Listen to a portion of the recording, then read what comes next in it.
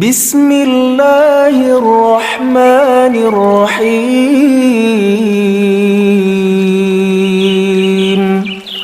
اقرأ باسم ربك الذي خلق خلق الإنسان من علق اقرأ وربك الأكرم الذي علم بالقلم علم الإنسان ما لم يعلم. Bismillahirrahmanirrahim. Assalamualaikum warahmatullahi wabarakatuh. Waalaikumsalam warahmatullahi wabarakatuh. Innal hamdalillah nahmaduhu wa nasta'inuhu wa nastaghfiruh wa na'udzu billahi min shururi anfusina wa min sayyiati a'malina. Man yahdihillahu fala mudilla lahu wa may yudlil fala hadiya lahu. Asyhadu an la ilaha illallah wahdahu la syarika lahu wa asyhadu anna Muhammadan abduhu wa rasuluh la nabiyya wa la rasula ba'dah. Qala Allah Ta'ala fi kitabihil karim, a'udzu billahi minasyaitonir rajim. Ya ayyuhalladzina amanu taqullaha haqqa tuqatih wa la tamutunna illa wa antum muslimun. Semua salatu wassalam ala asrafil anbiya'i wal mursalin nabiyina Muhammadin sallallahu alaihi wasallam wa ala alihi wa ashabihi wa man tabi'ahu bi ihsanin ila yaumiddin, amma ba'd. Alhamdulillah, selalu kita bersyukur kepada Allah Subhanahu wa taala pada kesempatan yang insyaallah Allah berkahi ini. Allah Subhanahu wa taala masih izinkan kita untuk kembali bersua, berkumpul dalam rangka melaksanakan daripada kewajiban kita. Sebagaimana Rasulullah SAW menyampaikan, talabul ilmi faridatun ala kulli muslimin, bahwasanya belajar ilmu agama itu adalah merupakan suatu hal yang diwajibkan, fardu ain hukumnya bagi setiap daripada muslim. Maka insyaallah dengan hadirnya kita di sini, ini menjadi saksi, menjadi hujah kita di hadapan Allah Subhanahu wa taala bahwasanya kita adalah orang-orang yang senantiasa taat pada Allah Subhanahu wa taala dan menghendaki kebaikan dari Allah Subhanahu wa taala, sehingga harapan kita tentunya Allah Subhanahu wa taala masukkan kita ke dalam surganya. Sebagaimana Rasulullah sallallahu alaihi wasallam pernah menyampaikan kepada kita, man yuridillahu bihi khairan, barang siapa yang Allah Subhanahu wa taala kehendaki pada diri seorang hamba itu kebaikan, yufaqihu fiddin, maka dia akan difahamkan tentang masalah urusan agama. Tentunya kefahaman masalah agama tidak lain, cara yang harus kita lakukan adalah dengan kita mencari ilmu. Tidak mungkin seorang itu akan faqih, seorang itu akan dikatakan memiliki pemahaman yang mendalam terkait daripada ilmu agama, yang mana ketika misalkan dia lalui tanpa dia belajar ilmu agama, itu tentunya hal yang mustahil.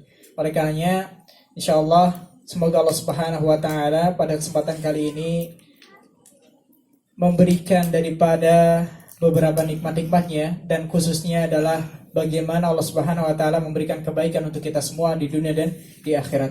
Salawat dan salam semoga senantiasa tercurah limpahkan kepada Nabi kita yang mulia Nabi Muhammad sallallahu alaihi wasallam, kepada keluarga, sahabat, serta orang-orang yang mereka senantiasa istiqomah mengikuti daripada sunnah-sunnahnya sampai yaumil qiyamah nanti. Ikhwatul iman rahimani wa rahimakumullah jami'an. Insyaallah kajian kita pada malam hari ini adalah perdana untuk pembahasan daripada kitab hadis Arba'in An-Nawawi, karya daripada Imam An-Nawawi rahimahullahu ta'ala, yang mana insyaallah ini akan menjadi rutinitas kita untuk kita mengkaji daripada kitab ini insyaallah. Baik, sebelum kita masuk pada pembahasan dan lebih dalam kepada kitab, ada sedikit hal yang perlu kita ketahui bersama, karena pembahasan kita di sini adalah hadis-hadis Rasulullah sallallahu alaihi wasallam, maka perlu diketahui terkait daripada hadis itu sendiri. Karena banyak orang yang dia sembarangan ya, ketika menerima sesuatu, misalkan share dari WA atau grup dan seterusnya, dengan mentah-mentah ketika itu dinisbatkan kepada Rasulullah SAW, lantas dia pun mengimaninya ataupun meyakininya, justru mungkin ikut daripada andil menyebarkan daripada yang tersebar dalam WA group ataupun media sosial lainnya. Oleh karenanya kita perlu tahu bahwasanya hadis yang tersebar di kalangan kaum muslimin itu bukan hanya hadis-hadis yang sahih, tapi juga banyak juga hadis-hadis yang dhaif, bahkan yang palsu. Makanya harus kita berhati-hati. Jangan bermodalkan karena kita semangat gitu ya untuk dalam kebaikan, sehingga ketika ada syarat misalkan tentang fadilah ini dan seterusnya, sehingga kemudian kita dengan sangat antusias untuk kita misalkan men-share ya, menyebarluaskan tanpa kita cross check dulu status hadisnya apa ya, status hadisnya apa. Maka ini tentunya harus kita hindari karena pertanggungjawabannya itu sangat-sangat berat di hadapan Allah Subhanahu wa taala. Bahkan Rasulullah SAW pernah memberikan ancaman khusus. Man kadzdzaba alayya muta'ammidan falyatabawwa ma'haduhu minan nar, kata Rasulullah SAW. Hadis ini sahih diriwayatkan Imam Bukhari dan juga Imam Muslim. Barang siapa yang berdusta atas namaku, ya, mengatasnamakan atas nama Rasulullah padahal Rasulullah nggak pernah mengatakannya, atau Rasulullah nggak pernah melakukannya, tidak pernah juga mencontohkannya, tidak pernah juga menetapkan itu menjadi apa yang jadi sunnah Rasulullah SAW. Orang itu berdusta atas nama Rasulullah SAW, maka kata Rasulullah, siapkan tempat duduknya di mana? Neraka. Luar biasa. Kalau sudah disiapkan tempat duduknya di neraka, otomatis kita pasti apa? Orang pelakunya, mohon maaf bukan kita ya, pelakunya itu otomatis akan masuk ke dalam neraka Allah Subhanahu wa taala. Maka ini sepatutnya untuk kita semua ketahui bahwasanya hadis yang tersebar di kalangan kaum muslimin ini tidak semua apa? Sahih. Oleh karenanya muncullah banyak daripada para ulama mereka yang secara khusus mereka bergelut ataupun mereka membidangi daripada bidang hadis. Kenapa? Awal-awal sejarah daripada para ulama ini mulai membukukan daripada hadis-hadis Rasulullah SAW adalah sejak maraknya daripada orang-orang yang biasa ya berdusta atas nama Rasulullah SAW. Mulai biasa tuh ya, sudah zaman sahabat berlalu, zaman tabiin berlalu, mungkin di akhir-akhir daripada tabiin ataupun tabiut tabiin ya, atau mungkin bahkan zaman setelah itu banyak orang-orang yang secara terang-terangan ya bagaimana dia itu berdusta atas nama Rasulullah SAW. Bahkan ada zaman daripada salah seorang daripada khalifah, bukan khalifah Rasyidin ya, tapi khalifah setelah mereka, ini pernah menangkap satu orang daripada dai ya, ataupun dia mubalik, dia menyampaikan daripada kebenaran-kebenaran ataupun dakwah. Ternyata apa? Dia pun mengakui bahwasanya dia telah memalsukan hadis atas nama Rasulullah SAW itu sebanyak 30.000 hadis. Ya, 30.000 hadis dipalsukan atas nama Rasulullah SAW. Oleh karenanya ini kita harus berhati-hati. Ya, kita harus selektif dalam apa? Kita memilih hadis. Kita harus tahu aturan-aturan bagaimana kita menggunakan daripada hadis-hadis Rasulullah SAW untuk menjadi pedoman ataupun hal-hal yang kita yakini. Ini kita harus berhati-hati. Ya, apalagi kadang di masjid-masjid gitu ya, sering dibacakan hadis Rasulullah SAW, tapi gak disebutkan dari mana riwayatnya siapa, bagaimana status hadisnya, dan mohon maaf, kadangkala juga kalau kita cermati banyak hadis-hadis yang lemah, bahkan yang parahnya hadis palsu itu juga disampaikan. Maka ini harus berhati-hati. Contoh, saya berikan contoh. Hadis tentang ini saya sebutkan karena ini ilmu ya, bukan artinya kita memojokkan satu dan dua misalkan orang dan seterusnya, tidak. Tapi ini ilmu, maka kita perlu sampaikan. Ya. Ada hadis yang bunyinya seperti ini. Man 'azzama maulidi kuntu syafi'an lahu yaumal qiyamah. Ya. Barang siapa yang mengagungkan hari kelahiranku, yaitu Maulid Nabi. Barang siapa yang mengagungkan hari kelahiranku, maka aku akan menjadi pemberi syafaat untuknya di hari kiamat. Mohon maaf, hadisnya apa? Palsu. Hadisnya palsu. Bukan hanya doif. Doif itu bertingkat-tingkat. Nanti kita sebutkan. Ya, ada macam-macam daripada hadis nanti akan kita sebutkan. Ini sebagai mukadimah. Banyak hadis-hadis yang tersebar di kalangan masyarakat yang ini berbahaya. Ketika itu menjadi sebuah keyakinan ataupun diyakini bahwasanya itu berasal dari Rasulullah SAW. Padahal itu bukan berasal dari Rasulullah. Ya. Itu bukan berasal dari Rasulullah. Ya. Hadis contoh misalkan tadi yang pertama, barang siapa yang mengagungkan hari kelahiranku, maka aku akan menjadi pemberi syafaat baginya di hari kiamat. Hadisnya palsu. Hadisnya apa? Palsu. Baik. Ada lagi misalkan, barang siapa yang menafkahkan 1 dirham untuk daripada perayaan hari kelahiranku, maka akan mendapatkan seperti ini. Hadisnya apa? Palsu. Ya, terkait daripada Maulid Nabi, ini para ulama menyampaikan, Ibnu Hajar Al-Asqalani, ulama Syafi'iyah yang terkenal dengan bagaimana keilmuan beliau dalam bidang hadis, beliau mengatakan seluruh hadis terkait daripada masalah ini gak ada yang sahih. Tidak ada yang sahih. Terkait daripada kelahiran Rasulullah SAW, bagaimana pengagungan dan seterusnya, ini tidak ada yang sahih. Ya, ini contoh. Ada lagi misalkan contoh hadis palsu yang mungkin tersebar di kalangan para masyarakat. Yaitu apa? Barang siapa yang mulutnya itu ada aroma kopi, maka selama aroma kopi itu ada, maka malaikat akan memintakan ampun untuknya. Ada Pak hadisnya. Tapi apa? Palsu. Bahkan ada yang terkenal di YouTube gitu ya, ataupun di Instagram yang tersebar itu, ini tokoh ditokohkan oleh sebagian orang gitu. Mengatakan apa? Barang siapa yang ada setelguk kopi di tenggorokannya, maka akan diharamkan dari neraka. Hebat. Kalau gitu minum kopi aja gitu. Ternyata apa hadisnya? Palsu. Ya. Contoh lagi yang sering masyhur di kalangan masyarakat. Utlubul ilma walau bisin. Pernah dengar? Tuntutlah ilmu sampai ke negeri Cina. Hadisnya palsu. Gak ada Rasulullah pernah ngomong bahwasanya apa? Tuntutlah ilmu sampai ke negeri Cina. Gak ada. Ini dusta atas nama Rasulullah SAW. Atau lagi contoh misalkan, populer kalau misalkan hari kemerdekaan, katanya Rasulullah SAW bersabda, hubbul waton minal iman. Hubbul waton minal iman. Pernah mendengar kata-kata ini? Hubbul waton minal iman. Cinta negara itu termasuk daripada iman.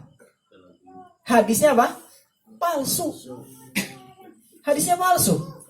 Jadi harus berhati-hati ya. Banyak yang tersebar di kalangan masyarakat, yang mana masyarakat itu nggak tahu status hadisnya. Kadang-kala juga hanya sekedar maknanya bagus gitu ya. Maknanya bagus, tapi kalau kita berbicara hadis, bukan hanya sekedar maknanya bagus. Ya. Kalau sekiranya dikembalikan asal maknanya bagus, maka setiap kita bisa membuat hadis. Contoh misalkan, Pak Sultan misalkan jualan terong misalkan. Al-badinjan dawa ulikuli marat misalkan. Hadis Rasulullah SAW mengatakan terong adalah obat segala macam penyakit. Ini ketika misalkan standarnya adalah apa? Sesukanya gitu. Menurutnya baik. Karena apa? Terong itu manfaatnya luar biasa gitu. Atau misalkan kayak tadi kopi gitu ya. Karena pecinta kopi sehingga apa? Sampai membuat hadis palsu gitu ya, didustakan atas nama Rasulullah SAW. Maka ini harus berhati-hati. Contoh lagi yang diyakini hadis tapi sebenarnya bukan hadis. Apa? An-nadhafatu minal iman. Pernah dengar?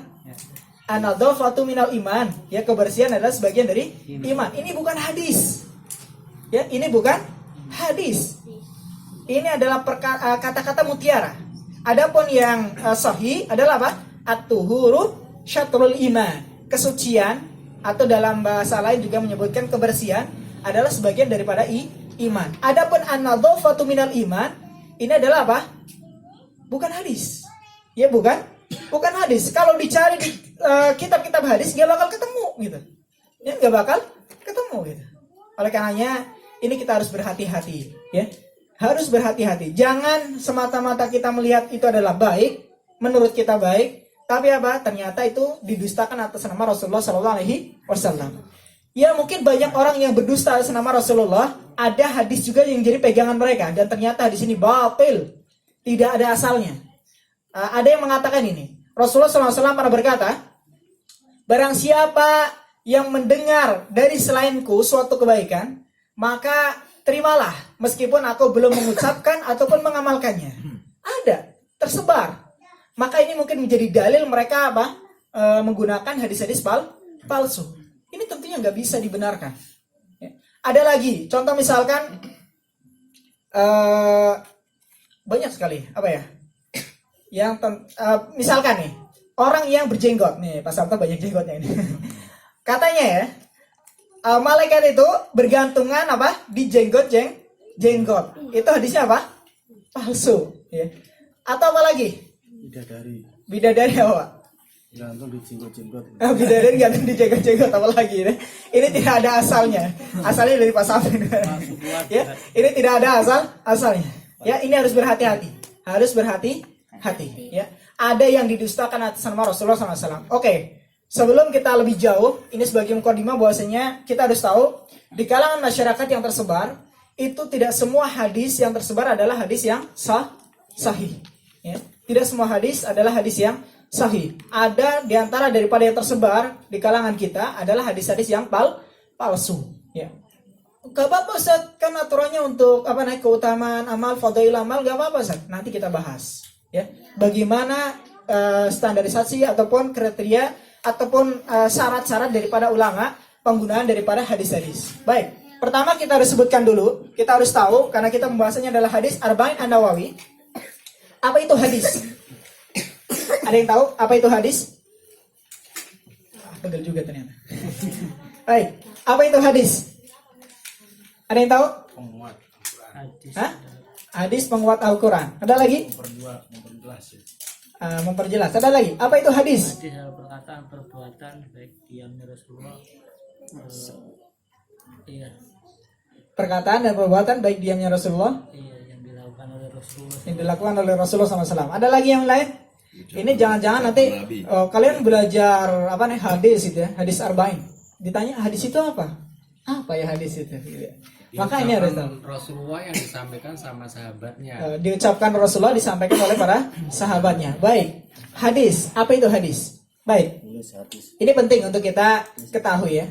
Apa itu hadis? Karena hadis adalah merupakan daripada sumber pokok kedua daripada pondasi agama Islam. Yang pertama adalah apa? Al-Quran. Kalau Al-Quran itu apa? Pedoman hidup. Sumber hukum pedoman hidup ada kalamullah. Baik. Al-Quran sendiri. Ana sebutkan Al-Quran dulu ya. Apa itu Al-Quran? Al-Quran adalah apa? Kalamullah. Apa itu? Firman ataupun perkataan Allah Subhanahu wa Ta'ala. Itu Al-Quran. Yang diturunkan kepada siapa? Nabi Muhammad. Ya, saya ulangi. Al-Quran adalah kalamullah yang diturunkan kepada Nabi Muhammad dengan perantara malaikat Jibril yang dengan perantara siapa? Malaikat Jibril yang berisi ya pedoman ya, berisi apa? Pedoman dan diberi pahala. Saya ulangi, dan berisi pedoman ya, dan diberi pahala bagi yang membacanya. Dan diberi pahala bagi yang membacanya. Ini pengertian daripada Al-Quran. Para ulama menyebutkan seperti itu. Baik, mungkin ada istilah yang lain yang lebih lengkap. Tapi intinya itu ya, bahwasanya inti daripada Al-Quran adalah apa? Kalamullah. Ucapan Allah Subhanahu wa Ta'ala. Ini Al-Quran. Sumber utama daripada kita umat Islam adalah Al-Quranul Karim. Terus sumber utama yang kedua adalah apa?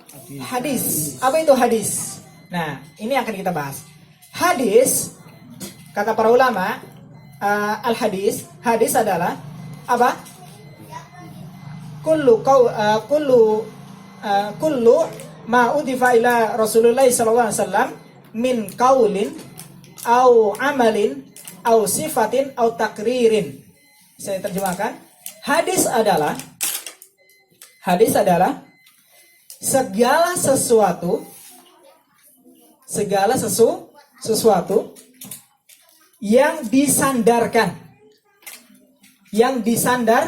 sandarkan kepada Rasulullah sallallahu alaihi wasallam. Segala sesuatu yang disandarkan kepada Rasulullah sallallahu alaihi wasallam dari ucapan.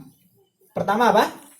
Ucapan. Segala sesuatu yang disandarkan kepada Rasulullah, pertama dari ucapan, kedua perbuatan, amalin yaitu perbuatan, au sifatin atau apa? Sifat. Ya, Rasulullah biasa berpenampilan seperti apa, bagaimana perangai Rasulullah, itu juga menjadi apa? hadis ataupun sunnah. Ya, meskipun nggak dikatakan sama Rasulullah, nggak lakukan sama Rasulullah, ketika itu menjadi perangai Rasulullah, sifat Rasulullah itu menjadi apa? Sunnah. Kemudian apa? Takririn. Takrir apa? Ketetapan. Yang disetujui oleh siapa? Rasulullah Sallallahu Alaihi Wasallam. Meskipun Rasulullah nggak mengucapkan, Rasulullah juga nggak melakukan. Ya, ini ketika ditetapkan oleh Rasulullah, maka ini menjadi apa? Hadis. Ya. Kalau yang biasa kita kenal, ini sampai sini aja ya. Saya ulangi, hadis adalah apa? Segala sesuatu yang disandarkan kepada Rasulullah SAW dari apa? Ucapan, perbuatan, sifat, dan ketetapan. Ini yang dimaksud dengan hadis. Baik, adapun yang sering kita dengar atau yang sering kita lihat, mayoritas daripada hadis Rasulullah SAW, mayoritasnya itu adalah apa? Ucapan, ya, adalah berupa apa? Ucapan. Kalau nggak berupa ucapan, yang kedua paling banyak adalah apa? Perbuatan, ya, perbuatan Rasulullah. Kalau nggak, itu yang ketiga, itu apa sih? Sifat. Kalau nggak lagi yang keempat, ini jarang, itu apa? Ketetapan. Contoh, sahabat Rasulullah SAW ini pernah bersama dengan Rasulullah SAW itu disuguhi ada namanya binatang dob, ya, dalam di Arab Saudi itu namanya ada dob. Dob itu sejenis kadal gurun, ya, kadal gurun. Tapi kadal gurun ini dia tidak memakan daging, makanannya apa? Tumbuhan. Sehingga Rasulullah SAW ketika disuguhi binatang dob, ya, maka Rasulullah nggak mau makan. Tapi Rasulullah dia melarang para sahabatnya untuk makan. Dan para sahabatnya dipersilakan untuk makan gitu. Artinya para sahabat yang lain pada makan, Rasulullah nggak makan, ini nggak masalah Rasulullah. Nggak ada larangan. Ini artinya ada apa? Ketetapan dari Rasulullah. Sehingga hukumnya apa? Dob itu halal. Tahu sini? Jadi ada banyak daripada sesuatu yang itu disandarkan pada Rasulullah, itu dari ucapan, perbuatan, sifat ataupun ketetapan. Itu yang dimaksud dengan hadis. Paham sini baru ya? Hadis. Ini kita harus tahu. Karena kalau kita nggak tahu definisi, ya, ini juga fatal akibatnya. Akhirnya kita liar, ya. Pokoknya semua yang disandarkan pada Rasulullah atau sembarangan gitu ya. Sehingga apa? Akhirnya kita pun dalam misalkan menerima sesuatu itu jadi apa? Tidak ada standarnya. Ya, tidak ada standarnya. Baik. Ternyata kalau kita cermati, ya, daripada hadis-hadis Rasulullah SAW yang sampai kepada kita itu bertingkat-tingkat, ya, bertingkat-tingkat, bermacam-macam. Ini kalau pembahasan secara khusus, ini ada namanya ilmu tentang mustalahul hadis, tentang istilah-istilah daripada hadis. Tapi ini tidak perlu kita bahas sekarang karena memang butuh waktunya tentunya lebih lebih lama gitu ya, lebih membutuhkan waktu. Tapi kita secara singkat saja kita sebutkan bahwasanya hadis Rasulullah SAW secara umum itu terbagi menjadi 3. Terbagi menjadi apa? 3. Pertama, sahih. Pertama apa? Sahih. Yang kedua, hasan. Dan yang ketiga, dhaif. Ada 3 hadis, ya, secara umum itu terbagi menjadi apa? 3. Ada hadis yang sahih, terus hadis hasan, terus hadis dhaif. Kalau pada segi riwayatnya ada namanya dua pembagian. Ada yang mutawatir, ada yang ahad. Tapi yang populer di kalangan masyarakat antara hadis yang sahih, hasan sama dhaif. Hasan sendiri ada 2 hal, ya. Sahih dulu. Sahih ada 2, ya. Pertama sahih lidatihi, ya. Sahih lidatihi. Terus yang kedua sahih li ghairihi, ya. Sahih li ghairihi. Ini 2 macam daripada hadis sahih. Kemudian hasan juga ada 2, ya. Hasan juga ada 2, yaitu hasan lidatihi dan hasan li ghairihi. Ini pembagian daripada hadis yang hasan, ya. Kemudian ada yang ketiga adalah dhaif. Dhaif ini banyak macamnya, ya. Banyak macam-macamnya.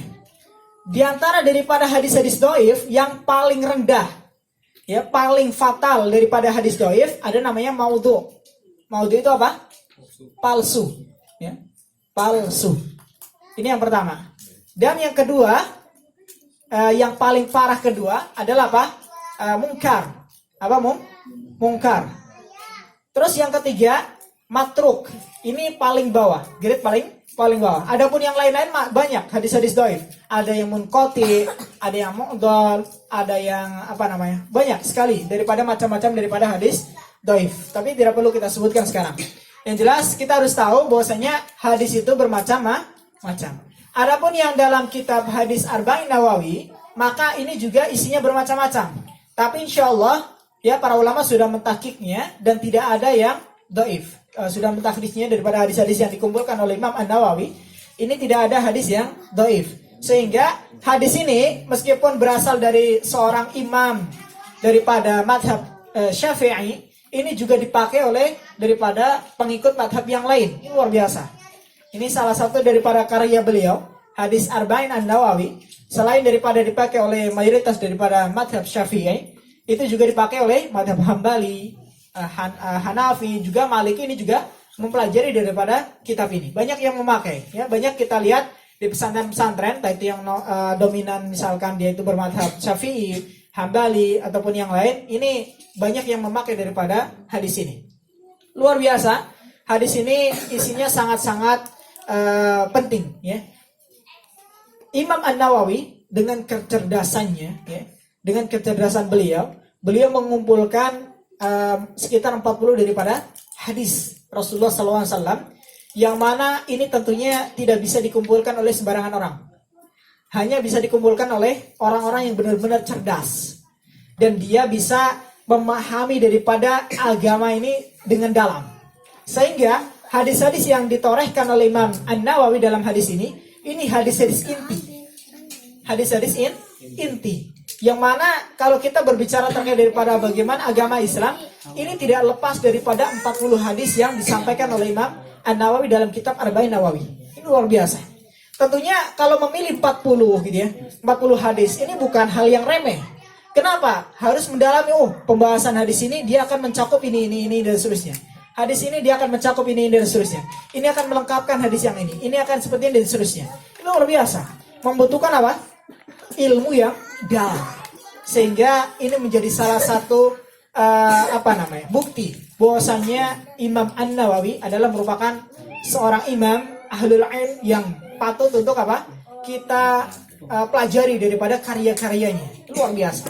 Ini karya-karya beliau sangat luar biasa. Adapun karya beliau yang lain, ada contoh misalkan Riyadhus Shalihin. Ya, ini juga sering ya kita dengar dan kita barangkali pelajari. Riyadhus Shalihin ini juga ada karangan siapa? Imam An-Nawawi. Ini luar biasa, ya. Imam An-Nawawi, tapi kalau beliau terkenal dengan madhabnya, itu madhabnya adalah Syafi'i. Tapi banyak daripada pendapat Imam Nawawi ini yang justru mungkin bisa dibilang berseberangan dengan pendapat Imam Asy-Syafi'i. Ya. Jadi ada beberapa pendapat Imam Syafi'i yang Imam An-Nawawi sendiri mengkritisi, artinya tidak setuju dengan pendapat Imam Asy-Syafi'i. Ini luar biasa. Jadi ini menjadi dalil juga bagi kita, para ulama sendiri gitu ya. Ini biasa dengan seperti itu gitu. Meskipun gurunya berpendapat A misalkan, tidak menutup kemungkinan kita bisa berpendapat B gitu.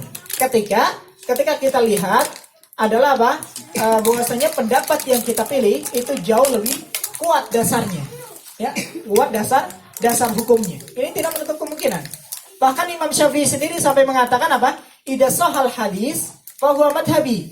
Bahwasanya ketika ada hadis yang sahih, itulah madhabku. Jadi kalau misalkan ada pendapat Imam Syafi'i, beliau mengatakan sendiri, kalau ada pendapatku yang menyelisih daripada sunnah Rasulullah SAW, hadis Rasulullah SAW yang jelas, maka tinggalkan pendapatku. Ambil hadis Rasulullah SAW. Jangan sampai kita mensejajarkan antara pendapat Imam Syafi'i dan juga hadis Rasulullah SAW. Kalau misalkan bertentangan. Kalau misalkan enggak, artinya bisa menjelaskan, maka tidak perlu kita tinggalkan. Artinya kita bisa ambil untuk bagaimana kita memahami daripada suatu hadis. Jelas di sini? Baik, ini sebagai mukadimah, tapi mukadimahnya cukup lumayan panjang.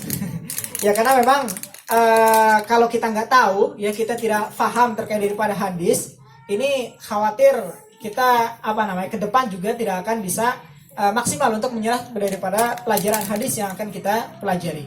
Baik, kita langsung saja masuk kepada hadis yang pertama. Ini sampai jam berapa? Jam 11 ya. Baik. Baik, hadis yang pertama. Ya. Hadis yang pertama, Imam An-Nawawi membawakan hadis. Hadis ini diriwayatkan oleh Imam Bukhari dan juga Imam Muslim. An Amiril Mukminin. Dari Amiril Mukminin, pimpinan daripada kaum mukminin, Abi Hafsin. Yaitu siapa? Abu Hafsin. Umar ibn Khattab. Umar bin Khattab. Jadi Umar ibn Khattab, beliau mempunyai kunyah. Kunyahnya adalah apa? Abu Hafs, ya. Abu Hafsin. Ini adalah kunyah daripada sahabat Umar ibn Khattab radhiyallahu anhu. Ya. Adapun julukan beliau, ya, laqab, beda ya antara kunyah sama laqab. Kalau kunyah itu biasanya lebih melekat kepada biasanya ada keturunan, ya. Tapi sebenarnya enggak juga. Contoh misalkan Aisyah radhiyallahu taala anha, beliau enggak punya anak. Tapi beliau mempunyai kunyah. Kunyahnya apa? Ummu Abdillah. Ummu apa? Abdillah. Padahal beliau enggak punya anak, tapi beliau mempunyai kunyah Ummu Abdillah, ya. Ibunya daripada hamba Allah. Begitu juga siapa Umar bin Khattab. Beliau memberi dikunyahkan ataupun kunyah beliau adalah Abu Hafsin, ya. Ada daripada anak beliau yang bernama siapa? Hafsah. Ya, sehingga beliau diberi kunyah itu Abu Hafsin. Bapaknya Hafsah, gitu ya. Bapaknya Hafsah. Kalau di sini misalkan ada punya anak siapa namanya, Pak? Haura. Abu Haura, gitu ya. Abu Haura. Bapaknya Haura. Ya. Kalau misalkan saya Abu Abdullah, bapaknya Abdullah, tapi belum punya anak, Pak. Enggak apa-apa. Saya ngikutin para sahabat gitu. Semoga aja, doakan semoga segera dikaruniai anak. Baik. Mungkin yang lain. Ada namanya misalkan Muhammad misalkan. Maka namanya Abu Muhammad. Kunyahnya adalah Abu Muhammad. Ini Arif. Biasa. Arif, Abu Arif gitu. Tapi mohon maaf, kadang-kala nama Abu-Abu ini sudah menjadi semacam tanda tanya yang besar gitu. Biasanya kalau yang namanya abu-abu adalah identik dengan teroris dan enggak, ya. Ini tidak sama sekali, tidak ada kaitannya sama sekali. Ada abu, si abu. Jangan-jangan abu-abu kayak Abu Janda dan bukan Abu Janda ya. Abu siapa ya? Banyak biasanya memang yang terkenal mungkin yang melakukan kasus teror itu ya abu-abu gitu ya. Tapi yang jelas abu ya ataupun sebutan di sini untuk kunyah ini sudah menjadi tradisi ataupun kebiasaan daripada para sahabat, bahkan Rasulullah SAW sendiri mempunyai kunyah. Apa kunyah Rasulullah? Abu Qasim, ya, Abu Qasim. Beliau mempersilahkan daripada umatnya untuk memberi nama dengan nama beliau, itu Muhammad. Tapi beliau tidak memperbolehkan untuk memberikan kunyah dengan apa? Abu Qasim, karena itu adalah khusus untuk beliau. Ya. Jadi biasa di kalangan para nabi pun ataupun para sahabat. Kalau di sini juga Imam Al-Bukhari, apa kunyah beliau? Abu Abdullah. Ya, Abu Abdullah ini kunyah daripada Imam Al-Bukhari, ya.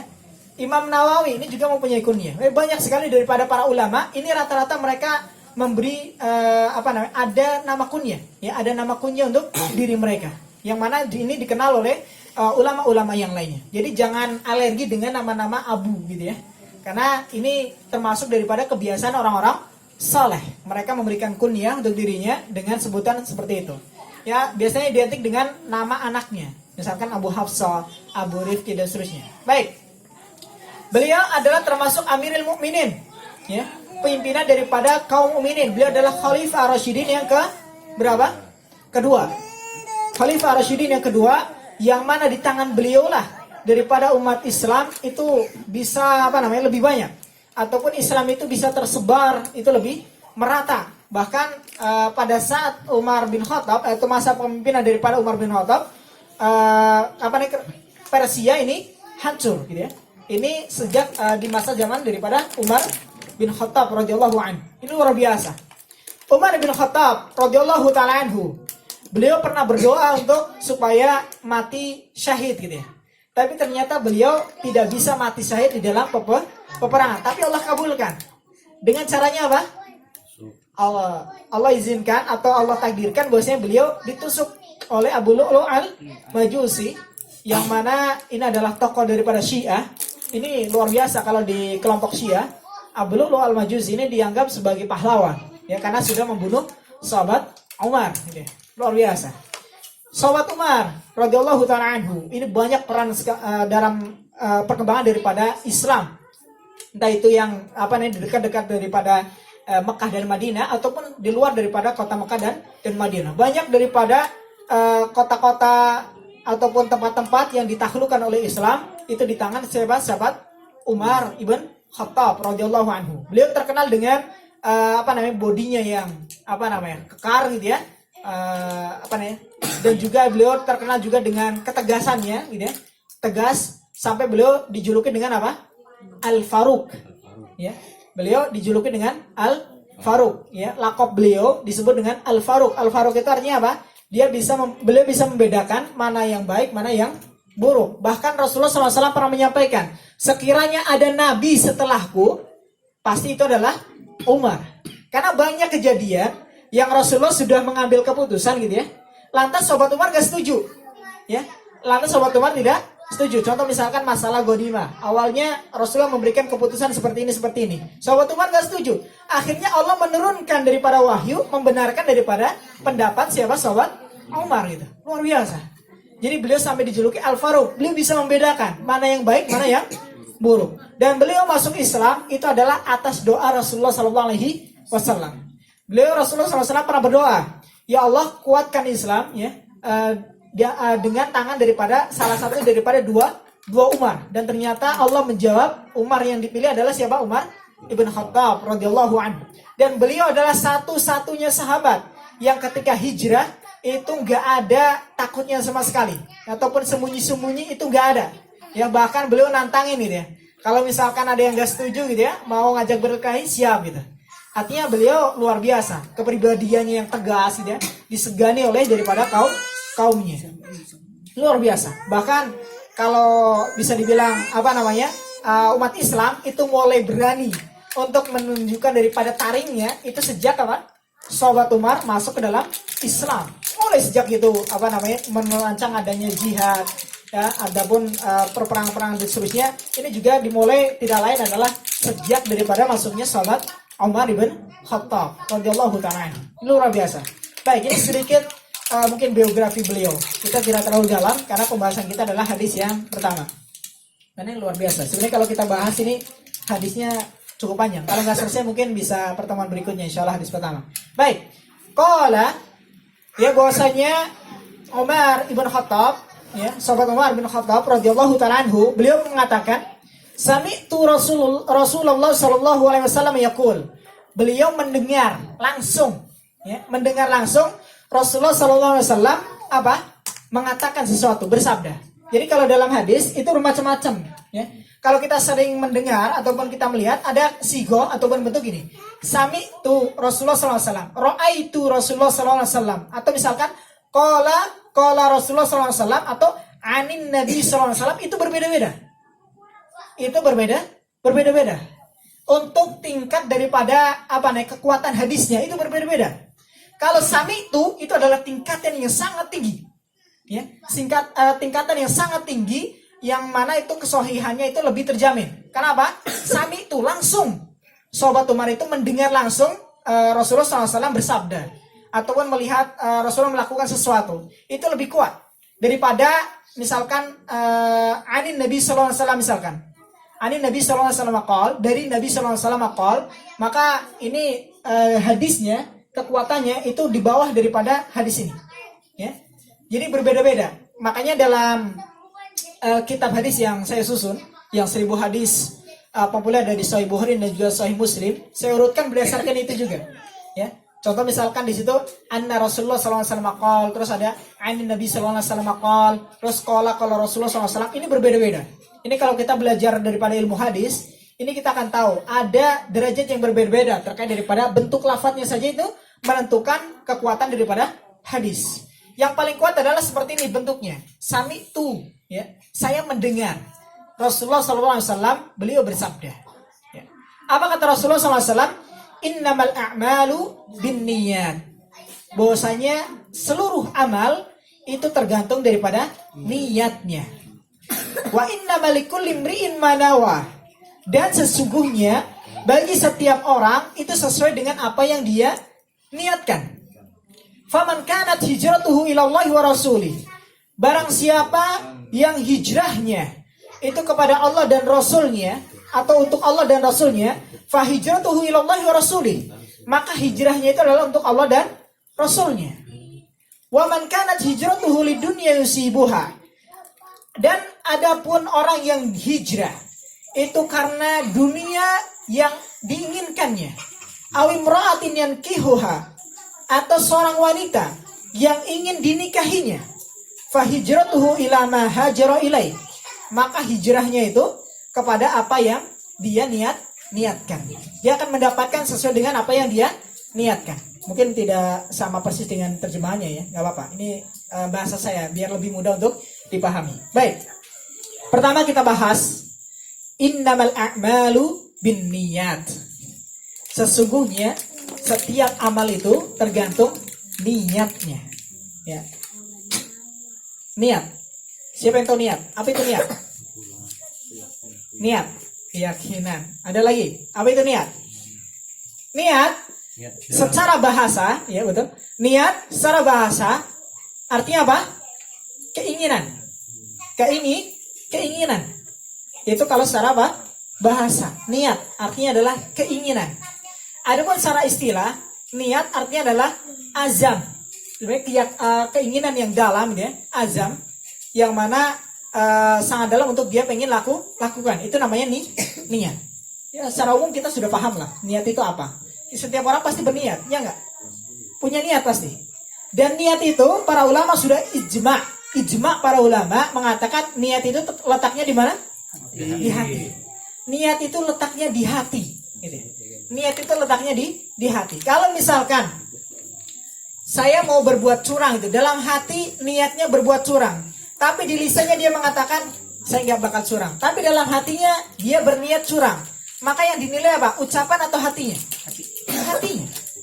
Oleh karenanya para ulama sudah ijma ya, bahwasanya niat itu tempatnya adalah di hati. Kalau itu Pak, kalau apa? Mau sholat itu kan dosa. Baik, nanti insya Allah kita bahas. Baik. Ada sisi tanya khusus. Oh iya. Ya, niat ya. Niat itu tempatnya di hati. Ya, bagaimana seorang misalkan pengen kerja, seorang pengen mandi, seorang pengen makan, seorang pengen minum. Apakah harus seorang itu mengucapkan saya mau makan, saya mau minum, saya mau mandi? Niat harus seperti itu? Enggak. Cukup ada keinginan dalam hati, itu sudah mewakili daripada apa? Niat. Inti daripada niat adalah hati kita. Ya, hati kita. Oleh karenanya, ini kita harus pahami betul bahwasanya niat itu yang menjadi standarisasinya adalah hati, bukan apa? Ucapan. Ya. Jadi ini kita harus pahami betul. Baik. Para ulama menyebutkan terkait daripada hadis tentang niat ini, ada para ulama menyebutkan hadis tentang niat, khusus tentang niat ini bisa masuk dalam 70 bab fikih. Ya, 70 bab fikih ini pasti bisa masuk hadis ini.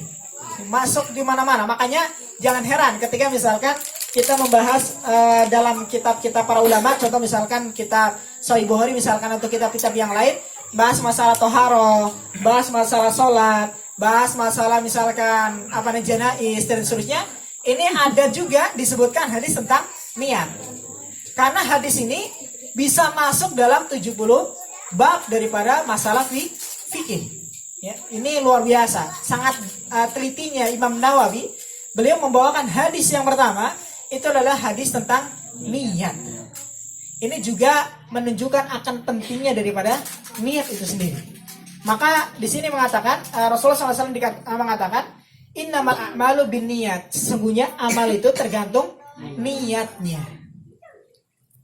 Jadi kalau seorang itu mau beribadah, ya, itu yang bisa membedakan antara satu ibadah dengan ibadah yang lainnya adalah apa? Niat. Dengan niat juga itu bisa membedakan kadar pahala yang diterima oleh seseorang. Kecil besarnya daripada pahala yang akan didapatkan itu tergantung juga terkait daripada niat. Ya. Diterima atau tidaknya daripada suatu amalan itu juga tergantung daripada niat. Ya. Maka di sini sangat betul ya ketika kita mendengar bahwasanya sesungguhnya setiap amal itu tergantung niatnya. Ya. Wa inna malikul limri'in manawa, dan sesungguhnya bagi setiap orang itu sesuai dengan apa yang niatkannya. Baik, pertanyaan mungkin nanti akan muncul. Innamal amalu binniyat, bahwasanya setiap amal itu tergantung niatnya. Kalau begitu asal kita berniat baik, boleh dong Ustaz. Apapun yang niatnya asal niat kita adalah baik, boleh dong kita lakukan. Boleh atau enggak, Pak? Boleh. Tergantung. Tergantung. Ada tergantung. Ada boleh tergantung, ada yang enggak boleh. Baik. Gimana kita menyikapinya? Nanti akan kita bahas. Baik. Pertama, kita harus tahu di sini ada tambahannya yang luar biasa. Selain daripada Rasulullah SAW mengatakan bahwasanya setiap amal itu tergantung daripada niatnya, ada tambahannya di sini. Faman kanat hijratuhu ilallahi wa rasuli, fa hijratuhu ilallahi wa rasuli. Ini menarik di sini. Baik, sebelum masuk pada kalimat ini, kita perlu perdalam dulu terkait daripada niat. Ya. Niat ini harus ada dalam setiap amal. Ya, amal yang tidak ada niatnya maka percuma. Amal yang tidak ada niatnya itu percuma. Ya, ketika amal tapi tidak ada niat itu percuma. Artinya sama dengan apa? Orang gila. Ya, orang gila yang nggak mempunyai niat dia mau kemana-mana itu kan cuma orang gila. Gitu. Tapi kalau misalkan orang itu sholat pergi ke masjid, insya Allah sih pada dasarnya dia pun sudah ada niat gitu ya untuk melaksanakan daripada kewajiban. Melangkahkan kakinya menuju masjid itu saja sudah dihitung apa? Niat. Gitu. Mau sholat apa? Zuhur, sholat maghrib, sholat isya, melangkahkan kaki saja ataupun kita mau berwudu, maka itu sebenarnya sudah dikatakan kita masuk dalam kategori niat untuk melaksanakan sholat. Maka jelas di sini ya, bahwasanya niat itu harus ada dalam setiap amal. Bahkan para ulama menyebutkan sekiranya tidak ada di sini ya terkait daripada niat ini, maka kita tidak ada standarisasi khusus terkait daripada kemampuan seseorang terkait daripada masalah ibadah ya. Jadi orang itu bisa dilihat ya bahwasanya dia itu mampu atau tidak melakukan suatu ibadah itu tergantung daripada niatnya. Kalau seorang itu masih bisa meniatkannya, artinya dia masih mampu. Ya enggak? Masih mampu. Tapi kalau seorang itu enggak meniatkannya, bahkan berarti artinya dia itu tidak mampu untuk melakukannya. Berarti setiap perbuatan yang itu bisa diniatkan, artinya itu masih sesuai dengan kemampuan daripada seorang hamba. Baik, menarik di sini terkait daripada niat baik ya. Maka ini ada penjelasannya dalam hadis ini luar biasa dilanjutkan. Faman kanat hijratuhu ilallahi wa rasulih fahijratuhu ilallahi wa rasulih. Barang siapa yang hijrahnya kepada Allah dan Rasulnya, maka hijrahnya itu adalah kepada Allah dan Rasulnya, untuk Allah dan Rasulnya. Sebelum kita masuk juga hijrah. Hijrah di sini apa artinya? Hijrah. Pindah ya. Kalau kita kenal hijrah itu lebih kepada pindah dari suatu tempat ke tempat lainnya. Ini kalau istilah daripada mungkin zaman dahulu ya, ketika Rasulullah SAW itu hijrah dari apa? Makkah menuju Madinah. Ini disebut dengan hijrah. Tapi kalau secara umum hijrah itu tetap akan ada sampai hari kiamat. Tapi apa? Hijrah di sini yang dimaksudkan adalah apa? Perpindahan dari yang buruk kepada yang baik. Itu namanya hijrah. Jadi kalau ada yang bahasa sekarang, saya sudah hijrah. Padahal kamu bilang hijrah, tapi kamu masih di sini. Ya. Artinya apa? Pindah dari kebiasaan-kebiasaan yang buruk kepada kebiasaan yang lebih baik. Itu namanya hijrah. Makanya sekarang populer. Ya, saya sudah hijrah. Ya kayak artis-artis gitu kan. Saya sudah hijrah, nggak mau lagi menjadi artis dan seterusnya. Hijrah artinya dia meninggalkan kebiasaan-kebiasaan buruk untuk menuju kepada kebiasaan yang lebih baik. Itu namanya hijrah. Jadi setiap kita yang meninggalkan perbuatan buruk menuju perbuatan baik itu disebut dengan hijrah. Hijrah itu akan terus ada sampai hari kiamat ya. Jelas di sini ya. Dengan apa? Kita itu berpindah dari yang buruk kepada yang kebaikan. Baik, menarik di sini ternyata kalau kita berbicara terkait daripada hadis ini tidak bisa serta-merta menjadi dalil untuk seorang itu beramal sesuka hatinya. Asalkan niatnya baik, maka oke deh, boleh. Enggak. Bahkan kemarin beberapa waktu yang lalu ada yang mengatakan ini ya. Ada yang satu grup mungkin dengan saya. Ada yang mengatakan bahwasanya nggak apa-apa selama perbuatan itu baik, kita diberi keleluasaan untuk beristihad. Kita memilih menentukan bahwasanya itu baik ataupun buruk. Saya bilang baik itu standarisasinya bukan apa? Diri kita. Tapi kebaikan itu yang menjadi standarnya adalah apa? Al-Quran dan juga sunnah ataupun hadis Rasulullah SAW. Oleh karenanya menarik di sini disebutkan faman kanat hijratuhu ilallah wa rasulih.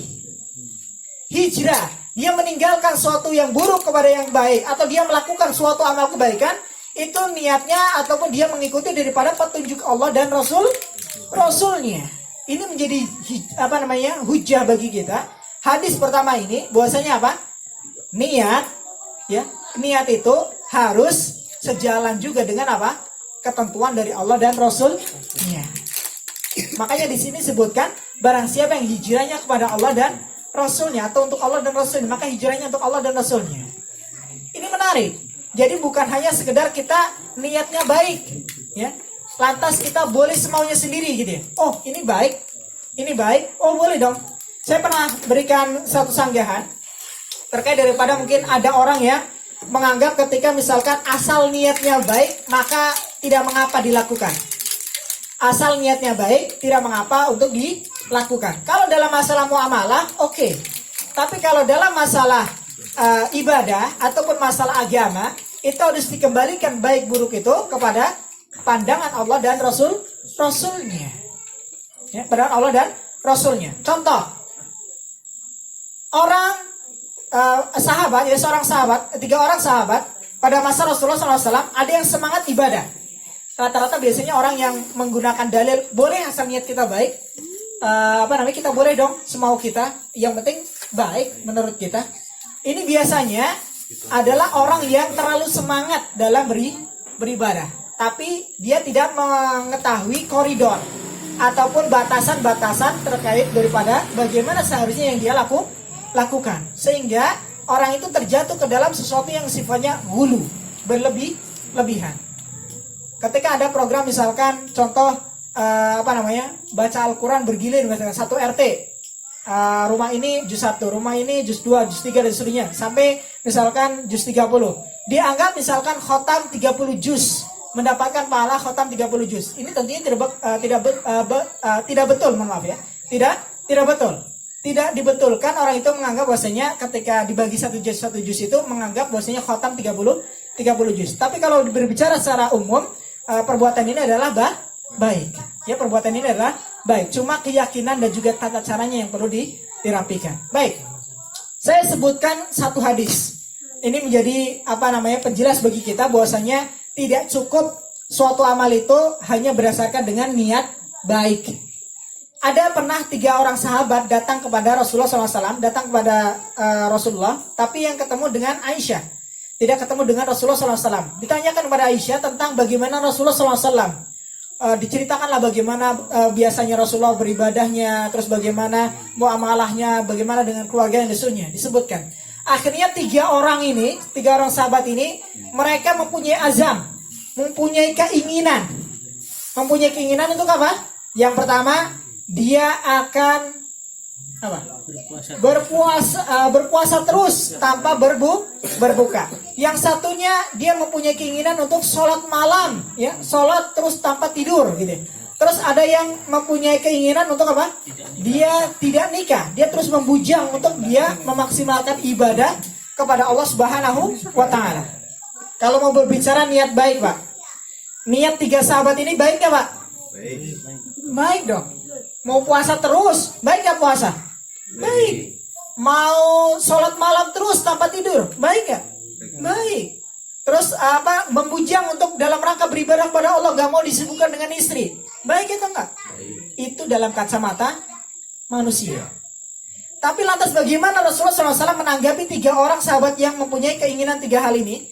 Maka Rasulullah mengatakan, kalian yang mempunyai keinginan seperti ini dan seterusnya, Rasulullah melarangnya. Rasulullah apa?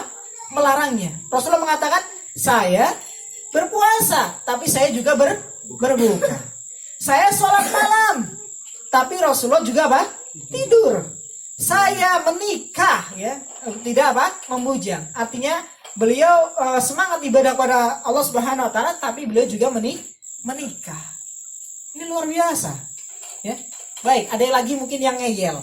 Ngeyel biasanya ngomongnya gini. Lanjutannya ya, setelah tadi, gak apa-apa Ustaz, yang penting niatnya baik. Setelah saya sampaikan ini, biasanya ada yang ngeyel ngomongnya gini. Ngeyelnya ya, kan itu melampaui batas, berlebih-lebihan, ya enggak? Biasanya orang itu akan ngomong apa?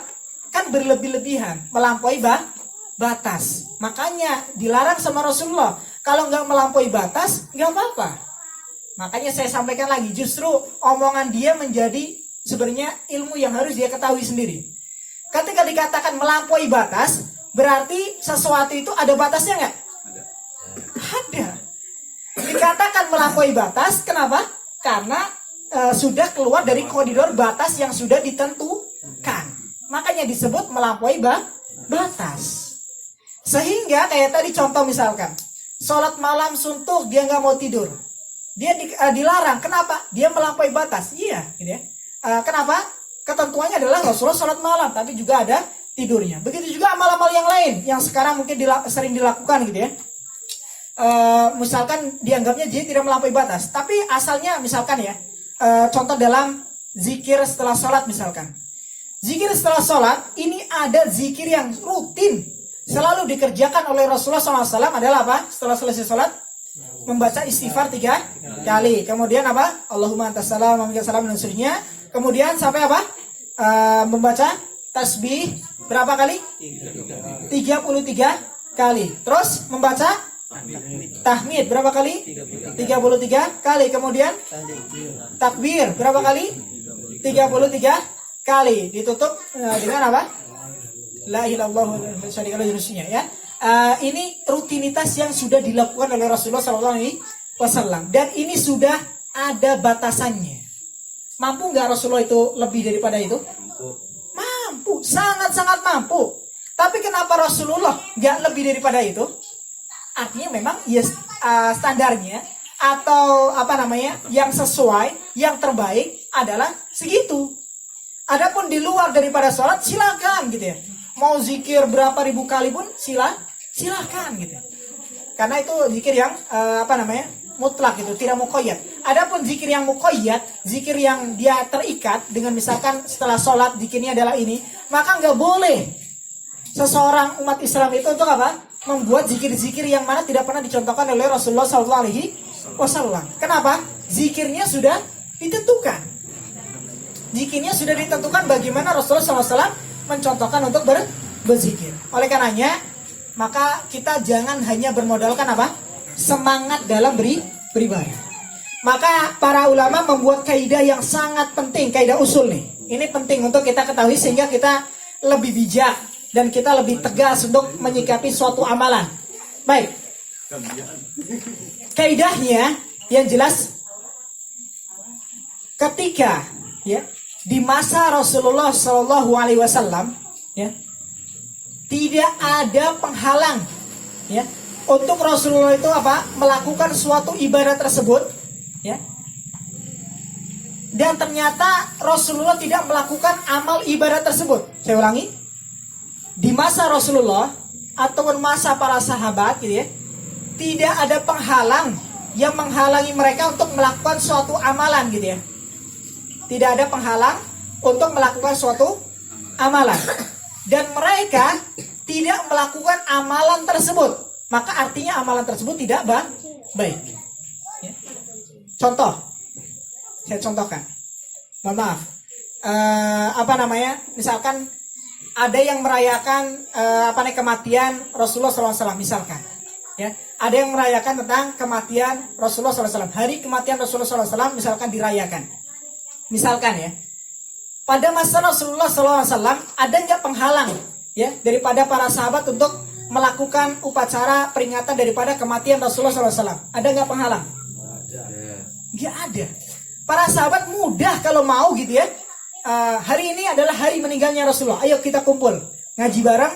Kita memperingati bagaimana sepak terjang daripada Rasulullah SAW. Karena ini adalah hari kematian Rasulullah SAW. Lantas ternyata ini nggak dilakukan ya pada masa Rasulullah ataupun pada masa sahabat. Bahkan masa tabi'in.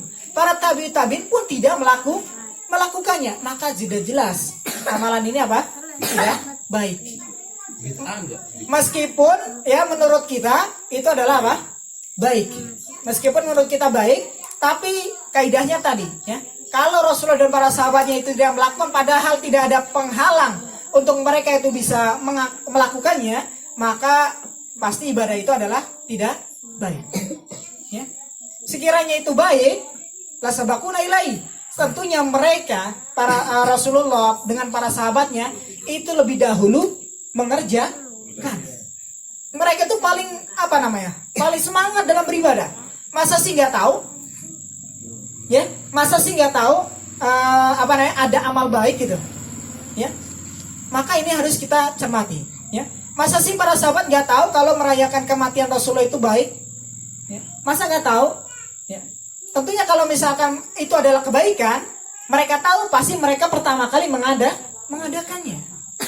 Tapi karena amal itu nggak baik, sedangkan mereka sebenarnya nggak ada penghalang juga untuk melakukannya, maka mereka tidak lakukan, maka itu menandakan bahwasanya amalan itu tidak baik. Jelas di sini? Ya. Jadi standarisasinya kita itu jelas. Ya, kita kembalikan kepada apa? Al-Qur'an dan juga sunnah Rasulullah SAW. Karena kalau dalam masalah ibadah para ulama menyebutkan usul ya, dalam kaidah usul. Usul itu artinya dasar. Ini kalau orang bisa tahu tentang kaidah dasar ini, dia akan lebih bijak terkait daripada bagaimana dia beribadah kepada Allah Subhanahu wa taala ataupun mungkin beramal. Baik. Kaidah usul mengatakan gini. Al-ibadah, bahwasanya ibadah ya, hukum asalnya itu adalah apa? Haram. Ya. Ibadah hukum asalnya adalah haram sampai datang syariat ataupun ketetapan ataupun dalil daripada Al-Quran ataupun sunnah Rasulullah SAW yang melakukan daripada ibadah tersebut sehingga ibadah itu menjadi apa? Suatu ibadah yang dibolehkan. Kalau itu nggak ada, maka pada dasarnya kembali lagi seluruh bentuk ibadah hukumnya adalah haram. Ya, sampai datang dalil yang membolehkan ataupun mensyariatkannya. Contoh misalkan orang mau sholat, ya, orang mau sholat, tapi ketentuan sholat belum datang. Ketika itu orang itu sholat, maka apa? Haram. Ya, tidak boleh melakukannya. Puasa atau ibadah-ibadah yang lain, segala macam bentuk ibadah, ketika tidak ada dalil nas syar'i yang menyuruh ataupun memerintahkan ataupun bahkan mensyariatkan daripada suatu ibadah tersebut, maka hukum dasarnya adalah haram. Maka yang ditanya kalau terkait daripada masalah ibadah adalah apa? Bukan larangannya. Mana larangannya Rasulullah melakukan ini? Ya nggak bakal ketemu. Kenapa? Ya karena amal itu juga tidak ada di masa Rasulullah SAW. Makanya kalau dalam masalah ibadah yang ditanya adalah bukan larangannya, tapi apa? Perintahnya mana? Dalilnya mana? Hujahnya mana? Kamu melakukan amalan ini, hujah kamu apa? Amalan hukum kamu apa yang kamu ambil untuk kamu itu kemudian melakukan amalan ini? Itu dalam masalah ibadah. Jadi jangan dibalik. Mohon maaf kadangkala ketika diberi nasihat misalkan, mohon maaf ini amalan ini sebaiknya untuk mungkin ditinggalkan karena ini khawatir bertentangan dengan dan khawatir ini akan terjatuh dalam ini dan seterusnya. Ada yang secara spontan dia akan bertanya apa? Larangannya mana? Nggak ada yang larang kok. Nggak ada larangannya. Makanya ini suatu yang salah. Dia nggak paham usul. Ya, nggak paham apa? Usul. Kaidah dasar, kaidah yang pokok gitu daripada agama Islam. Ya, kaidah usul apa? Hukum asal daripada ibadah adalah haram. Sampai datang yang menghalalkan. Kayak contoh misalkan puasa Asyura. Puasa Asyura ini dilakukan oleh kaum Yahudi dan seterusnya ya, pada masa Rasulullah SAW, bahkan sebelum Rasulullah SAW itu sudah dilakukan. Lantas ketika Rasulullah SAW itu tidak menyetujui daripada misalkan puasa itu, maka puasa itu tidak bisa menjadi syariat yang untuk diamalkan daripada umat Islam. Tapi karena Rasulullah menyetujuinya dengan ucapannya, saya lebih berhak untuk dengan puasa itu ya, karena itu adalah sebagai wujud syukur daripada kaum Yahudi ketika itu atas bagaimana diselamatkan daripada Fir'aun ya, maka Rasulullah pun melakukan daripada puasa Asyura. Lantas karena dicibir ya oleh orang-orang Yahudi, Rasulullah ikut-ikut kita nih gitu ya, maka Rasulullah pun berazam akan melakukan puasa di hari ke-9 kalau beliau masih diberi umur panjang. Ternyata sebelum beliau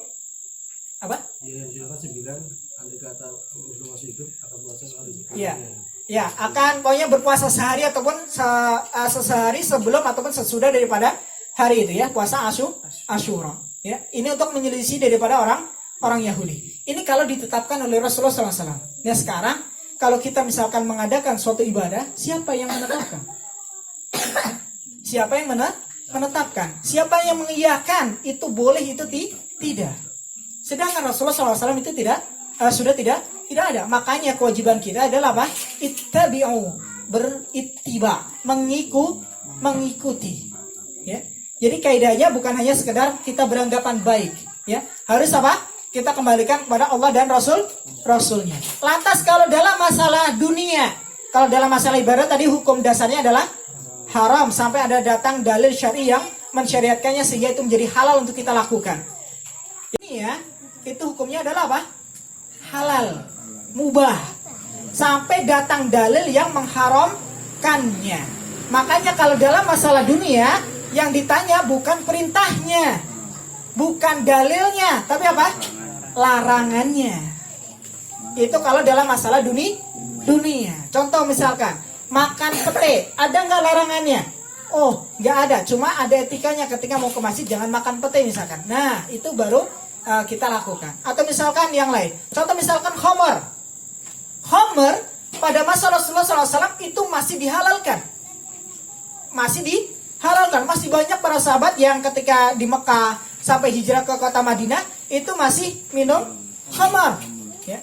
Hanya beberapa sahabat yang tidak meminum khamar. Wallahu alam, kayak contoh sahabat Abu Bakar As-Siddiq.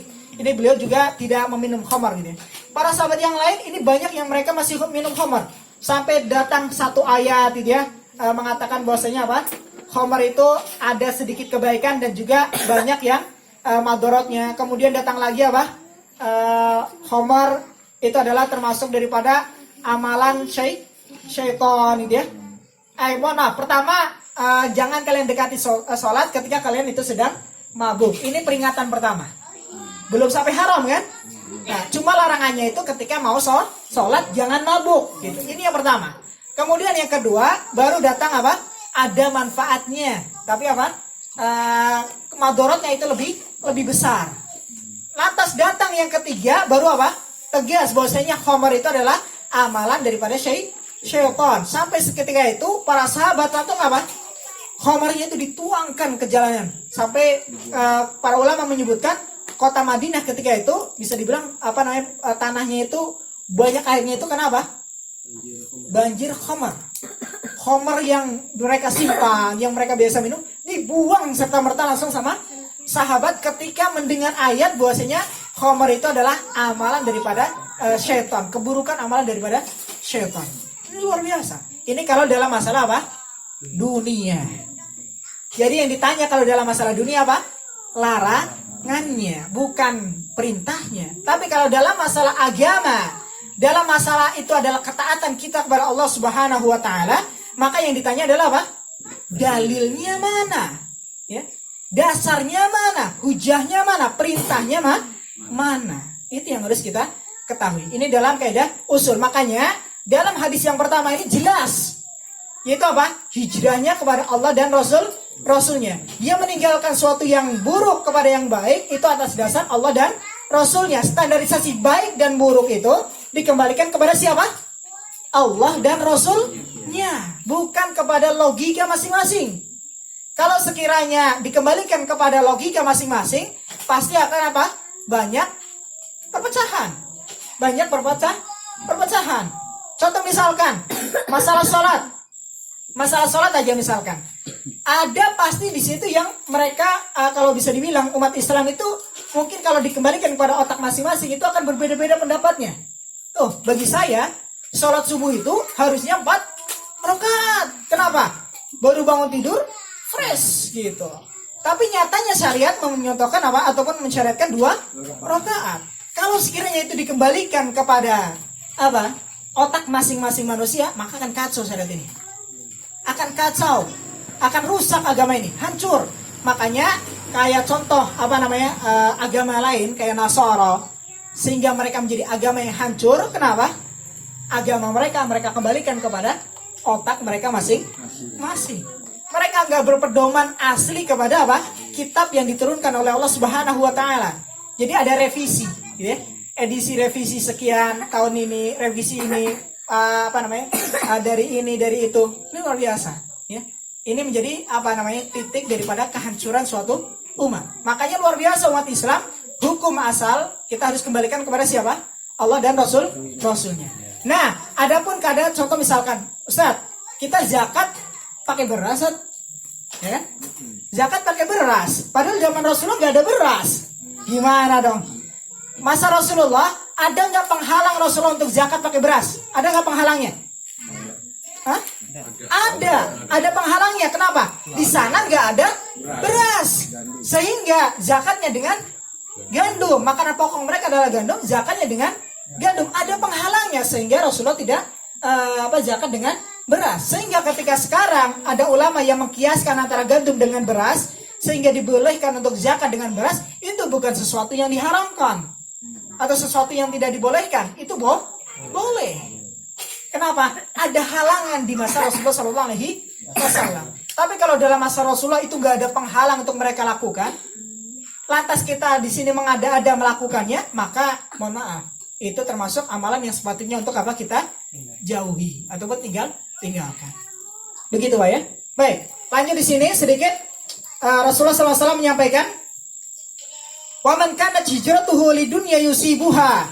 Barang siapa yang hijrahnya dia meninggalkan suatu keburukan ataupun dia melakukan suatu kebaikan itu karena sifatnya, karena niatnya dunia, maka yang dia dapatkan adalah dunia. Ini ada perincian para ulama. Contoh dalam masalah sholat. Ketika sholat dari awal seseorang itu memang niatnya itu pengen riya. Karena ada misalkan temennya di situ sehingga wah saya mau riya nih, saya mau bagusin sholat saya. Dari awal niatnya sholatnya itu memang untuk apa? Riya. Maka para ulama ijma sholatnya apa? Batal. Sholatnya tidak sah. Ketika dari awal. Ketika misalkan di pertengahan dia sholat, tiba-tiba misalkan dia tahu ada temannya datang misalkan, lantas dia baguskan. Maka ini namanya amal tercampuri dengan riya.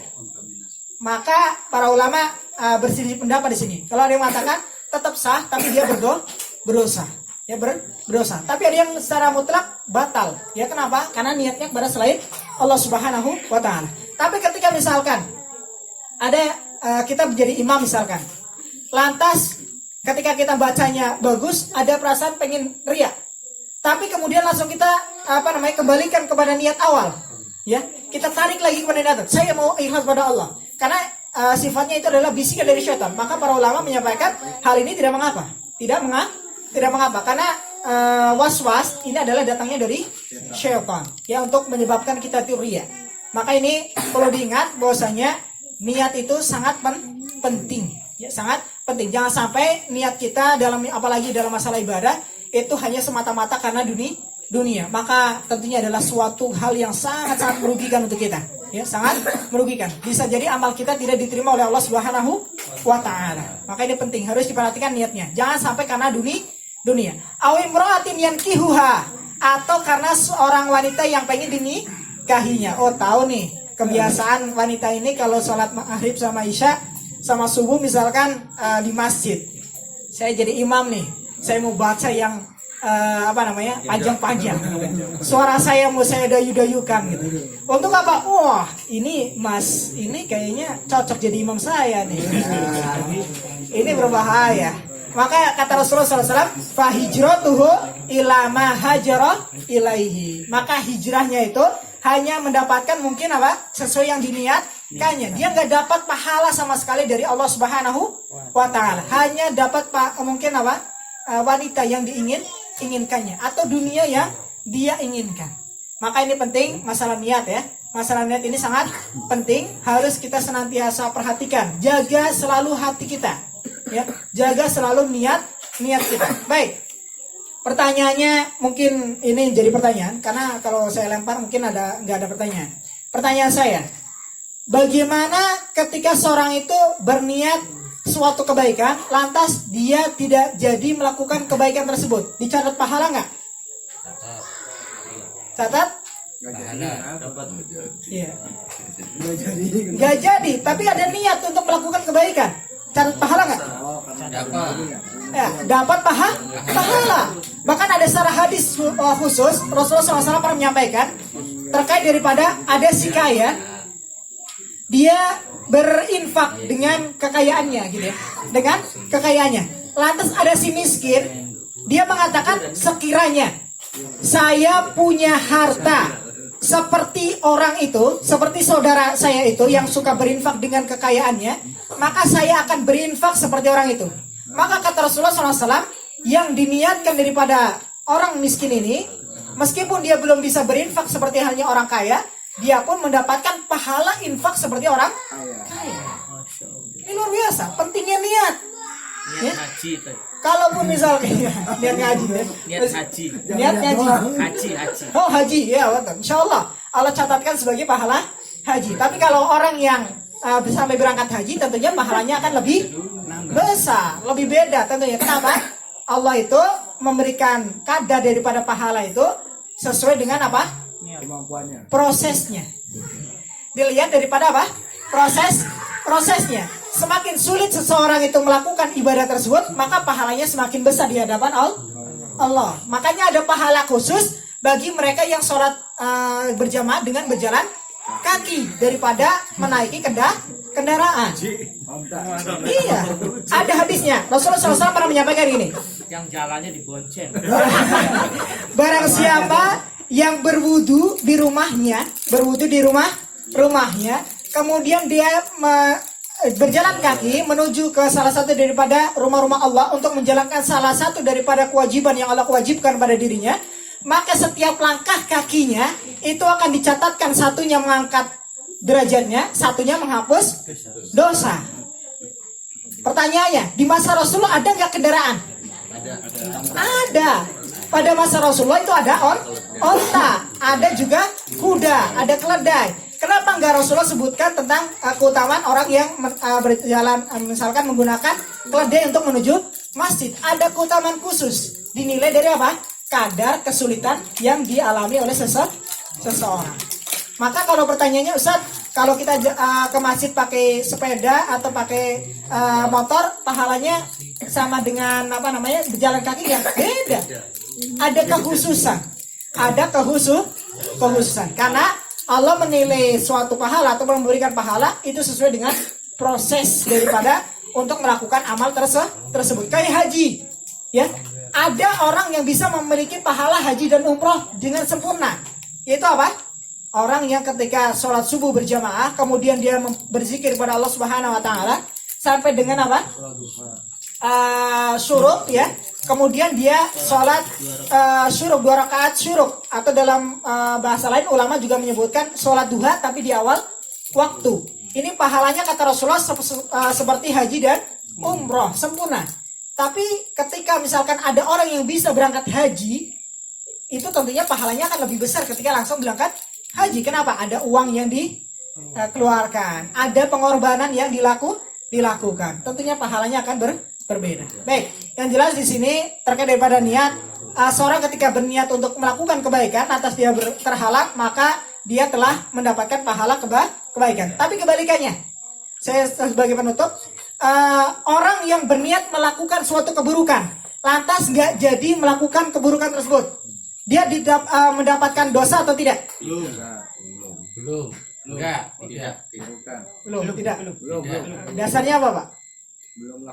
Belum lakukan, tapi udah niat nih, pengen melakukan keburukan. Gimana? Dengar-dengarnya gitu. Dengar-dengar ya. Baik, sekarang biar gak denger-denger ya. Rasulullah SAW pernah mengatakan gini. Innallaha tajawaza an ummati ma haddaha bihi anfusaha ma lam tatakallam ma lam ta'mal au tatakallam. Hadis ini sahih diriwayatkan Imam Bukhari dan juga Imam Muslim. Rasulullah mengatakan Allah Subhanahu wa taala itu mengampuni dosa umatku apa yang ada dalam benak hatinya, apa yang dalam niatnya akan diampuni oleh Allah. Niatnya buruk, misalkan dia mau zina, mau nyuri, mau korupsi, mau apapun, niat dalam niat. Tapi apa? Ada standarnya. Malam takmal au tatakallam, selama belum dikerjakan atau diucapkan. Kalau sudah diucapkan, saya mau nyuri, udah dapat dosa. Tapi kalau masih dalam hati, pengen nyuri, tapi belum diucapkan, itu masih insya Allah Allah apa? Ampuni. Tapi kalau misalkan saya mau nyuri, nggak dilafatkan, tapi langkah kakinya sudah melangkah 1 kali, misalkan, kemudian dia kayaknya nggak jadilah, banyak orang misalkan, maka 1 langkahnya itu sudah dihitung apa? Dosa. Kenapa?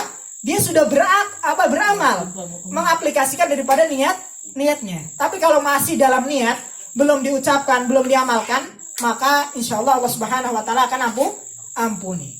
Wallahu taala alam shawab. Ini sedikit pembahasan kita terkait daripada masalah niat. Mungkin kita buka sesi tanya jawab sedikit untuk memperjelas daripada pembahasan kita. Silakan jika ada yang mau bertanya. Ibu-ibu jika ada yang mau bertanya, silakan dipersiapkan. Baik, silakan, Pak. Ustaz, ini kadang kan niat itu kan sering banget godaan setan itu terus-terusan ya. Ada yang mengajak keburukan supaya tetap lihat tuh hukum tuh gimana tuh ya. Kadang kita kan ini godaan setan tuh banyak gitu kan. Susah lawan godaan setan itu.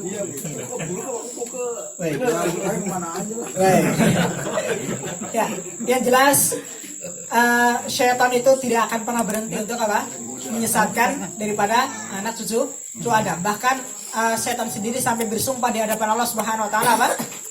Summa la'atiyanahum min baini aydihim wa min khalfihim wa an aymanihim wa an syama'ilihim wa la tajidu aktsaruhum syakirin. Kata syaitan, ya iblis, ketika itu bersumpah kepada Allah Subhanahu wa taala, saya pasti akan jerumuskan daripada anak cucu Adam dari arah depan, belakang, kanan, kiri, pokoknya segala hal yang bisa untuk menyesatkan daripada anak cucu Adam, aku akan lakukan. Dan kalau engkau Allah tidak akan mendapati daripada hamba-hambamu yang mana mereka itu bersyukur padamu kecuali yang sedikit. Baik, ini azam daripada syaitan. Maka sudah jadi fitrah, menjadi sunatullah. Syaitan itu memang tugasnya adalah apa? Menggoda untuk menjerumuskan daripada kita setiap anak cucu Adam. Tapi yang jelas Allah Subhanahu wa taala dan Rasulnya itu sudah memberikan obatnya. Meskipun obat ini ada kalanya tentunya berpengaruh atau tidak, itu juga tentunya atas kehendak Allah Subhanahu wa taala. Tapi di antara daripada caranya, yang pertama adalah dengan kita menguatkan daripada keilmuan. Menguatkan daripada keilmuan. Kalau kita berilmu, maka kita akan terselamatkan daripada godaan syaitan. Kenapa? Contoh, ada satu hadis yang menyebutkan tentang bagaimana seorang pemuda yang dibunuh oleh Dajjal. Pernah dengar? Belum. Pemuda, dia disuruh beriman pada Dajjal, dia nggak mau. Lantas dia dibunuh, dipenggal oleh Dajjal. Kemudian apa? Meninggal dunia. Dajjal lalu berjalan di antara daripada 2 potongan tubuhnya, maka kemudian hidup lagi. Maka apa yang dikatakan oleh pemuda ini? Apakah dia beriman pada Dajjal? Saya semakin yakin engkau adalah Dajjal yang dikabarkan oleh Rasulullah SAW. Pemuda ini bisa mengatakan demikian kenapa? Karena dia mempunyai ilmu. Karena dia mempunyai ilmu, dia tahu bahwasanya Dajjal itu bisa seperti itu. Oleh karenanya dia semakin yakin bahwasanya yang melakukan itu adalah Dajjal, laknatullah alaihi. Maka yang paling pertama adalah apa? Ilmu. Ya, ilmu harus diraih dengan apa? Kita bersusah payah tentunya. Kita belajar ilmu agama. Kemudian Cara yang kedua untuk kita terhindar daripada godaan syaitan adalah senantiasa kita memohon perlindungan pada Allah Subhanahu wa taala, berta'awud. Ya, berta'awud. Makanya dalam kita misalkan sholat itu juga ketika bisa Al-Fatihah, baca surat yang lain, ini juga diperbolehkan untuk apa? Membaca apa? Ta'awud. Mohon perlindungan pada Allah Subhanahu wa taala dari godaan syaitan. Atau yang ketiga misalkan, contoh yang ketiga caranya adalah dengan kita mengingat kematian. Ini bisa meluruskan kembali daripada misalkan kita digoda oleh syaitan untuk melenceng, ingat kematian akan kembali lagi insyaallah. Kemudian cara yang berikutnya insyaallah adalah apa? Dengan kita berdoa kepada Allah Subhanahu wa taala untuk ditetapkan daripada hati kita. Dengan doa apa? Ya muqallibal qulub, sabit misalkan qulubana ala dinik, atau ya musarrifal qulub misalkan sarif qulubana ala ta'atik, dan seterusnya. Ada banyak doa-doa yang disyariatkan yang mana harusnya kita lakukan untuk meminta daripada ketetapan hidayah untuk terhindar daripada godaan syaitan, ya. Adapun yang lain misalkan sifatnya was-was, maka tentunya kita harus kuatkan, ya, kuatkan, ya. Jangan sampai juga kita mengikuti daripada bisikan syaitan, biasanya juga disebabkan kenapa? Lingkungan. Oleh karenanya nasihat yang berikutnya yang perlu kita perhatikan adalah pilih lingkungan ataupun teman yang baik. Ya, pasangan hidup pun yang baik. Jangan sampai mohon sudah tahu was-was syaitan, tapi dibumbui sama istri misalkan untuk melakukan perbuatan jelek misalkan. Maka ini tentunya berbahaya. Makanya perlu kita memilih lingkungan dan juga teman yang baik. Wallahu ta'ala alam. Ada lagi silakan. Mau tanya Pak? Ya, silakan. Itu dulu mungkin ya. Baik. Ini Pak Ustadz, ini kadang di kalangan remaja ini masih linglung. Belum punya pengetahuan. Masalah maklumat itu soal ijazah soal zikir itu, ijazah itu menurut Ustadz itu gimana? Ijazah zikir misalnya nih harus di tempat ini zikirnya gitu biar dapat apa gitu. Baik. Oh, melakukan zikir ini agar mendapatkan ini gitu ya. Zikir ini muda itu susah gitu buat dijelasinnya gitu. baik. Yang jelas kalau kita mau berzikir, maka zikir itu harus bersumber daripada bagaimana yang diajarkan oleh syariat, yaitu daripada Al-Quran ataupun sunnah Rasulullah SAW. Jangan sekali-kali kita berzikir dengan zikir yang itu bertentangan ataupun bahkan tidak pernah dicontohkan oleh Rasulullah SAW. Karena ketika kita itu berzikir dengan zikir yang tidak pernah dicontohkan oleh Rasulullah SAW, maka seakan-akan kita terjatuh dalam dua hal. Pertama, kita menganggap diri kita lebih pintar daripada Rasulullah. Kenapa? Rasulullah nggak melakukan, saya melakukan. Kenapa? Saya tahu keutamanya. Berarti Rasulullah nggak tahu dong. Ya, kan? Bahaya. Hebat dia daripada Rasulullah. Padahal Rasulullah adalah orang yang paling tahu bagaimana orang itu bisa dekat kepada Allah Subhanahu wa taala. Cara ibadah apa yang perlu dilakukan untuk dekat kepada Allah Subhanahu wa taala, Rasulullah yang paling tahu. Lantas Rasulullah nggak melakukan, kita lakukan. Maka sama saja kita sedang mengatakan, maaf Rasulullah, saya lebih tahu daripada Anda. Maaf. Ini harus berhati-hati. Atau kita juga mohon maaf, bisa terjatuh pada sesuatu hal yang mungkin berbahaya. Saya pernah contohkan di sini ya. Saya pernah ngeruqyah. Yang saya ruqyah itu berzikir. Yang saya ruqyah itu jinnya itu berzikir. Zikirnya gimana? Allah, Allah, Allah. Sampai akhirnya hu. Zikirnya apa? Dengan pokoknya hu gitu. Saya dakwain jin itu. Kamu zikir kayak gini, siapa yang ngajarin? Nggak bisa jawab gitu. Emang Rasulullah pernah zikir kayak gini? Nggak bisa jawab gitu. Lebih pintar mana kamu sama Rasulullah? Rasulullah aja nggak pernah zikir kayak gini. Sahabat nggak pernah zikir kayak gini. Para tabiin nggak pernah. Para tabiin nggak pernah. Imam madhab yang 4 nggak pernah zikir kayak gini.